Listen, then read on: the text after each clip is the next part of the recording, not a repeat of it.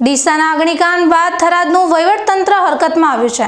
શહેર અને તાલુકામાં હાથ ધરાયેલી તપાસ દરમિયાન મીઠા રોડ પર આવેલ પીવીએ એન્ટરપ્રાઇઝમાં ગેરકાયદેસર જ્વલનશીલ પદાર્થનો મોટો જથ્થો મળી આવ્યો હતો।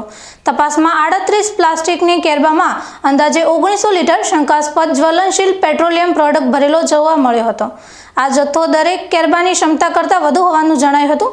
તંત્ર દ્વારા પૂછપરછ કરવામાં આવતા પીવીએ એન્ટરપ્રાઇઝના સંચાલકો આ જથ્થા અંગે કોઈ પણ પ્રકારના જરૂરી પરવાના, ફાયર સેફ્ટીના સાધનો કે મંજૂરીના દસ્તાવેજો રજૂ કરી શક્યા ન હતા। આથી પેટ્રોલિયમ રૂલ્સ મુજબ જ્વલનશીલ પદાર્થના સંગ્રહની મર્યાદાનું ઉલ્લંઘન થયું હોવાનું સ્પષ્ટ થયું હતું। વધુમાં આ જથ્થા અંગે કોઈ અધિકૃત રેકોર્ડ, સ્ટોક પત્રક, વેચાણ કે ખરીદીના બિલ પણ મળી આવ્યા ન હતા। સરકારી જાહેરનામા મુજબ સ્ટોરેજ કે એક્સપ્લોઝિવ પરવાનાની વિગતો પણ રજૂ કરવામાં આવી ન હતી।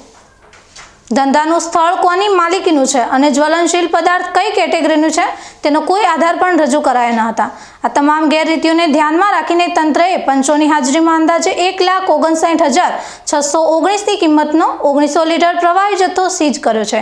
પીવીએ એન્ટરપ્રાઇઝના વેચાણ ભાવ મુજબ આ જથ્થાની કિંમત આશરે 84 રૂપિયા અને 1 પૈસા પ્રતિ લીટર ગણવામાં આવી છે।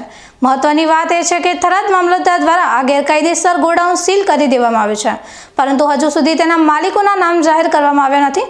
હવે જોવાનું એ રહે છે કે વહીવટતંત્ર આ મામલે આગળ શું કાર્યવાહી કરે છે અને ગોડાઉનના માલિકોના નામ ક્યારે જાહેર કરે છે।